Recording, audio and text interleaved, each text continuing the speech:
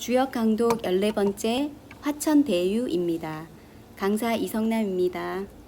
대유괴는요, 동인괴를 이었는데요. 동인은 사람들이 모여서 협력하는 괴예요.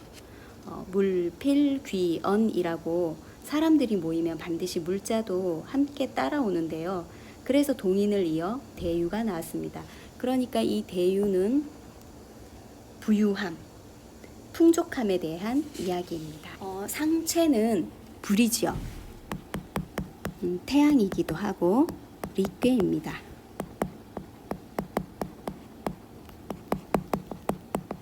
자, 그리고 하체는 하늘이고 그리고 건괴이죠. 자, 그래서 괴의 명이 화천대유입니다. 자, 그러니까 하늘 위에 태양이 환히 비추고 있는 형상입니다. 밝은 빛은 멀리에까지 미치기 때문에 누구라도 비춰주지 않음이 없으니 이 풍족한 소유의 모습입니다. 그러니까 빛을 같이 나누는 것이 큰 소유이듯이 풍족함을 누리려면 골고루 나누어야 한다는 뜻입니다.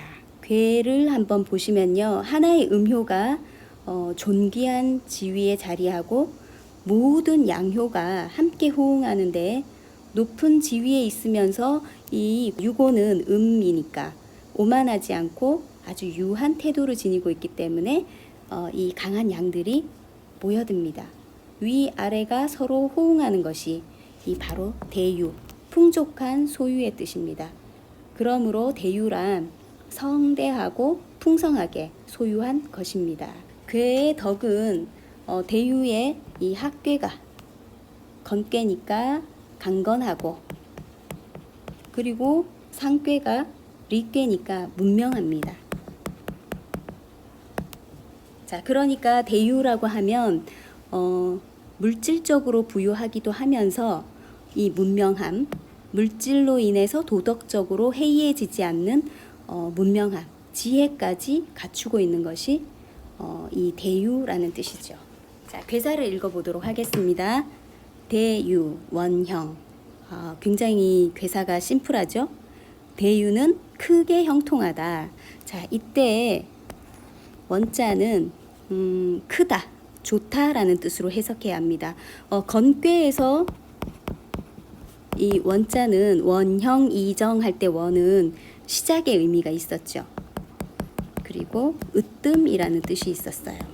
근데 다른 꾀에서는 이런 뜻을 가질 수가 없고 좋다, 크다라는 의미를 가질 뿐입니다. 자, 대유의 원형의 의미는 대유는 크게 형통하다라고 해석하면 됩니다. 자, 이제 효사로 들어가 보겠습니다. 초구, 무교해, 비구, 간증, 무구. 자, 무교해. 초구효는 해는 해로움이란 뜻이죠. 그 다음에 교는 교제하다. 해로움과 관련되지 않았대요. 그러니까 해로운 것과 교제하지 않고 있습니다. 왜냐하면 풍족한 소유의 시초에 자리하고서 아직 풍성함에 이르지 못했고 낮은 위치에 있잖아요. 그래서 호응하는 자도 없고 함께하는 사람들도 없어서 아직 교만이나 오만함에 과실이 없기 때문에 비구, 허물이 없다라고 했습니다. 자, 그런데 경계하는 뜻을 또 알려주고 있죠. 간증무구, 간, 어려움을 알다라는 뜻이죠. 아직 허물이 있지 않지만 어려움을 알면 즉 무구, 허물이 없을 것이다. 이렇게 다시 한 번 더 아직 해로움에 이르지 않은 상태를 얘기하고 있습니다. 풍족하게 소유하면 해로움이 없기가 드물죠. 그러니까 현명한 자공이라도 해로움을 피할 수 없다라고 얘기를 했는데 이 아래 위치에 있는 사람들은 어떻겠습니까? 사람들이 뭔가를 많이 소유하게 되면 스스로 허물을 자초한다는 얘기입니다. 그러나 풍족한 소유를 향유하면서 이 어려움, 간, 어려움을 알 수 있다면 저절로 허물이 없게 됩니다. 자, 구이효를 읽어볼게요. 구이, 대거 이제 유유왕 무구. 구이효는 대거, 거대한 수레가 이제 무거운 물건을 실은 모습입니다.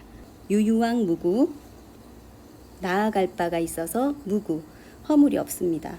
자, 구이효는요.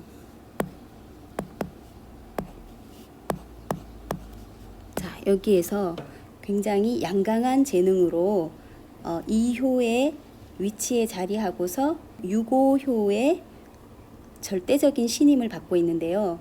굉장히 건체의 중의 자리에 있으니까 강건하고 재능이 뛰어나고 아주 또 이효에 있으니까 유한 위치의 자리에서 겸손하고 순종할 줄 알며 중도를 얻어서 과도함이 없습니다.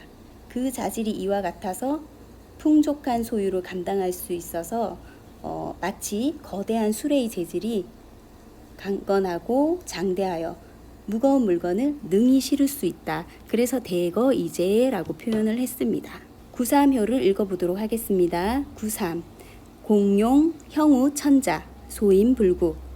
구삼효는 공이 자신의 부를 써서 천자를 형통하게 하니 소임, 불구.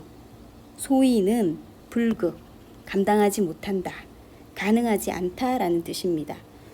구삼효는 하체에서 보세요. 가장 높은 지위에 있어요. 아래 위치에 자리하면서도 이 사람들의 윗자리에 있으므로 공이라고 표현을 했어요. 그러니까 제후나 군주의 모습인데요. 이 공과 제후는 천자를 받들고 그리고 천자는 세상의 가장 존귀한 지위에 자리하고 있죠. 구삼효는 풍족한 소유의 때에 이 제후의 지위의 자리에서 그 풍성한 부를 소유했다 하더라도 이를 반드시 천자를 형통하게 하는 데 써야 하니 자신의 소유를 천자의 소유로 여기는 것이 곧 신하의 상도로서의 의리임을 말합니다. 그렇지만 이 소인들은 어떻습니까? 이런 풍족한 소유를 가지게 된다면 이 풍성한 부를 사적인 것으로 생각하겠죠.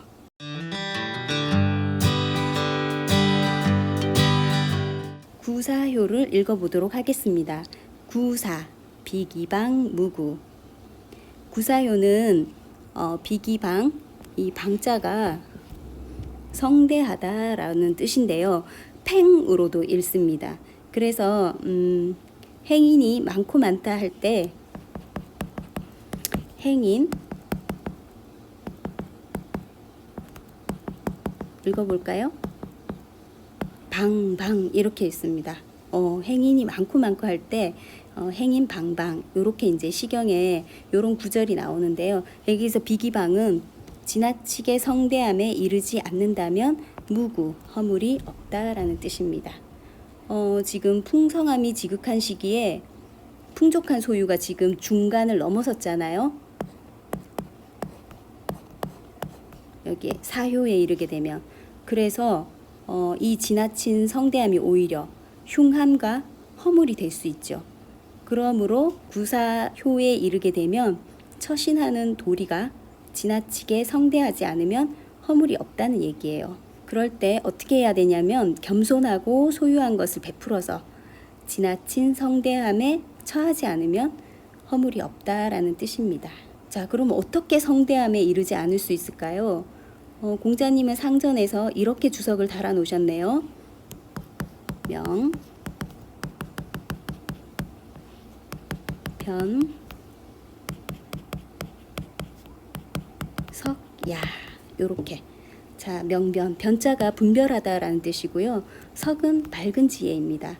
그러니까 사물의 이치를 분명하게 분별해서 밝은 지혜에 이르러야 한다는 뜻이죠. 그러니까 자신을 덜어내고 억제하여서 함부로 꽉 찬 데 이르지 않도록 노력해야 한다는 뜻입니다. 자, 그 다음에 유고를 읽어보도록 하겠습니다. 유고, 궐부교여, 위여길. 자, 유고효는 그 믿음을 가지고 교여, 서로 교류하니 위여, 위엄이 있으면 길하다라는 뜻입니다. 자, 그래서 이 궐자는 그 궐, 대명사로 보면 되고요. 그 다음에 그 부가 있어서 좀 강조하는 뜻이죠. 아까 뭐뭐 할 여자라고 하면 어떠한 모습이라고 했죠. 그러니까 여기에는 서로 교제하는 모습, 그리고 위엄이 있는 모습, 믿음을 가지고 서로 교제를 하고 있어요. 유고는. 그런데 위험이 있으면 길하다라고 했습니다. 자, 유고는 풍족한 대유의 시기에 여기 군주의 지위의 자리에서 마음을 텅 비운 자예요. 진실한 믿음을 지닌 모습입니다. 자, 그러니까 군주로서 유한 태도를 유지하고 중도를 지키면서 유부, 진실한 믿음을 가지고 아랫사람과 접촉하면 아랫사람도 그의 진심 어린 믿음과 정성을 다하여 윗사람을 섬기게 되겠죠. 그러니까 윗사람과 아랫사람이 믿음을 가지고 서로 교류할 것입니다. 자, 그런데 너무 유한 모습으로만 아랫사람을 대한다면 사람들에게 오만하고 태만한 마음이 생겨날 수도 있어요. 그럴 때 위험 있는 태도가 필요한 거죠. 자, 그렇다면 이 유고효에서 유순하고 그리고 위험 있는 태도로 아랫사람들과 서로 교류하게 되면 풍족한 소유의 때에 잘 처신하는 방식이다라는 뜻입니다. 자, 그 다음 마지막 상구효를 읽어보도록 하겠습니다. 상구, 자천우지 길무불리. 자, 상구효는 저절로 하늘이 도와주니 길하여서 이롭지 않음이 없다. 길에서 이롭지 않음이 없다. 자천우지. 상구효가 지금 여기 궤의 끝에 있고 지위가 없는 위치에 자리하니 대유계의 끝에 있습니다. 그런데 자신의 소유를 하지 않는 자입니다. 그리고 여기가 리괴자잖아요. 되게 밝고 지혜로운 그러한 자로서 현명함이 지극합니다. 그래서 자신의 소유를 독차지하지 않을 수 있어서 과도하여 극단에 이르지 않습니다. 소유함이 이 가장 극한에 이르렀는데도 자처하지 않는다면 가득 차서 오만해질 때 발생할 수 있는 재앙이 없으니 이 상구는 천리를 따르는 자라고 할 수 있습니다. 자, 그래서 계사전에서 이렇게 풀고 있죠. 하늘이 돕는 것은 천리를 따랐기 때문이고 사람이 돕는 것은 신뢰가 있기 때문이다. 신뢰를 밟고서 천리를 따르는 것을 생각하고 또 현자를 숭상하니 자천우지 길무불리다. 이렇게 풀고 있습니다. 자, 그래서 풍족한 소유의 세상 대유에서는 가득 차서 오만하거나 혼자 독차지해서는 안 되니 풍족하면서도 가득 찬 데에 처하지 않는 것이 마땅한 도리라고 할 수 있습니다. 이상입니다.